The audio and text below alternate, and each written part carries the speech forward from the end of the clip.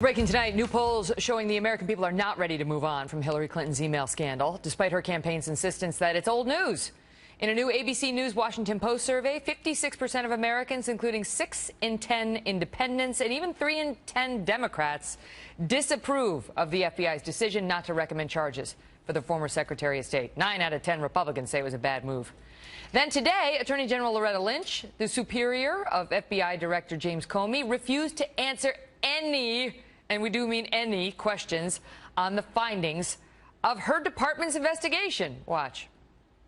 As Attorney General, it would be inappropriate for me to comment further on the underlying facts of the investigation. I would have to refer you to Director Comey's statements. Again, I would refer you to Director Comey. To answer further would require a discussion of the facts, which, as I've indicated, I'm not in a position to provide. Your refusal to answer questions regarding one of the most important investigations of someone who seeks to serve in the highest office in this land is an abdication of your responsibility. Our chief intelligence correspondent, Katrina Pierson, also tried to get some answers directly from the Attorney General today. Katrina's with us tonight. Hi, Katrina. Megan, moments before the hearing, we tried to pin down the Attorney General on outstanding issues with the Clinton emails.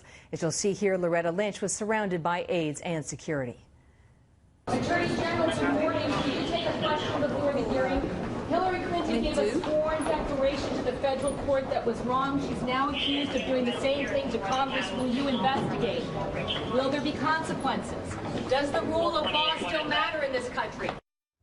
On the Justice Department website, this statement says the Attorney General's job is to advise on the law and its application. But today, Lynch avoided all discussion of the applicable statutes in the Clinton case.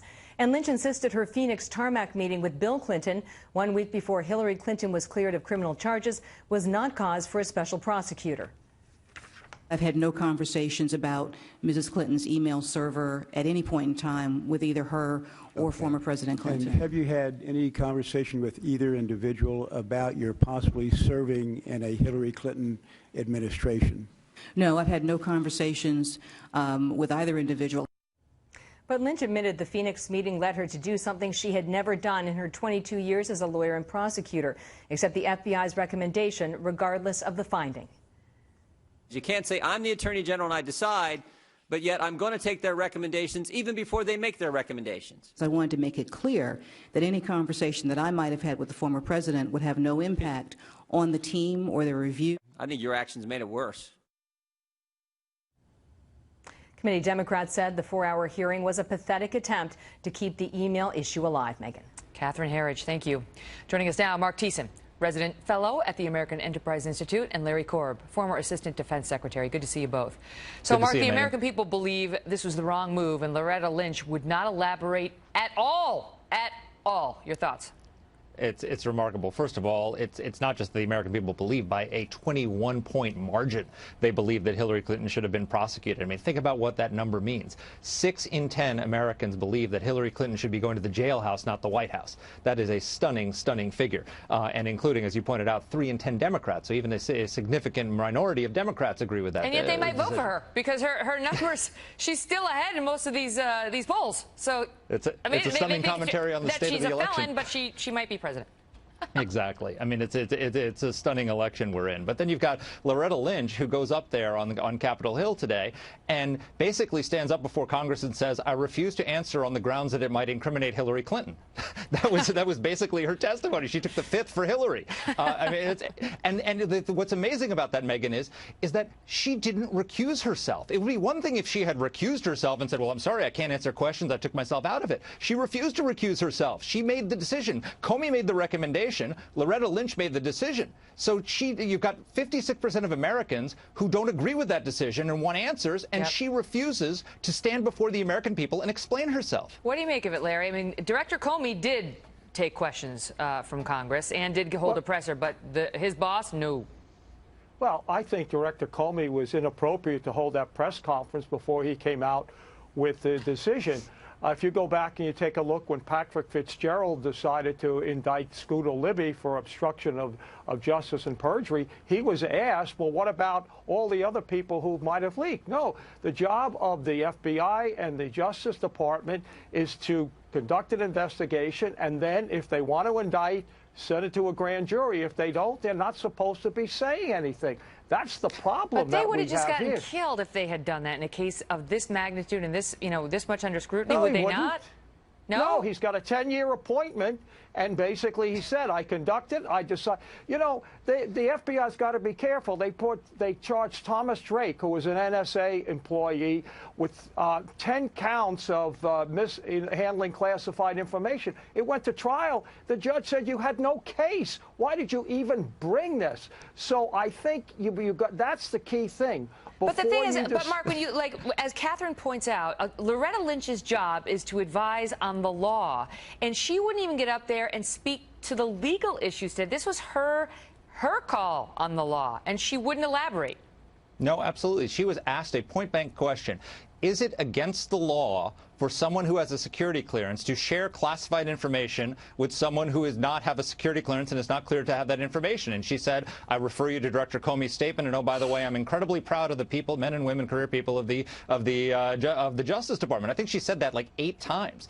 She wouldn't even answer a basic question on the law. And to be honest, Larry's concept that we're going to have a 8-month investigation of the former Secretary of State and the presidential nominee, and he's just going to stand up there and say, we've decided not to charge her, thank you very much. I mean, you have to explain it. People have to understand this. And we still haven't gotten the answers, Larry. And she has commented on it many, many times. Hillary Clinton's commented on it herself in the public domain. Wait a second. You know, as Matt Miller, who used to be a Justice Department spokesman, pointed out today, if in fact, let's say they were investigating the Koch brothers or union leaders, and then they decided not to charge them, but said, you know, in the investigation, we found out these people are doing all these horrible things. No, this is the crime for which you did it. She was our Secretary of State while she was doing this. There has to be some public accountability. The problem is there's too much, too much openness with the Clintons. Charles Koch doesn't answer to us. She does.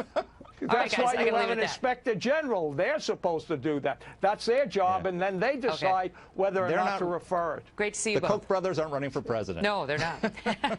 They're enjoying life. Supreme Court justice issuing opinions. No, not the kind that follow a judicial decision in a case while the highest court is in session, but to press outlets, 3 of them. Justice Ruth Bader Ginsburg has shared with the world some very choice words for the presumptive Republican nominee Donald Trump, prompting uproar from Democrats and Republicans. Trace Gallagher has the latest. Trace? Megan, interviews with Supreme Court justices are rare enough, but it's even more unusual for a justice to offer scathing political opinions. But when the conversation turned to Donald Trump, Ruth Bader Ginsburg pulled very few punches, calling him a faker, saying, quote, he has no consistency about him, says whatever comes into his head at the moment, and has an ego.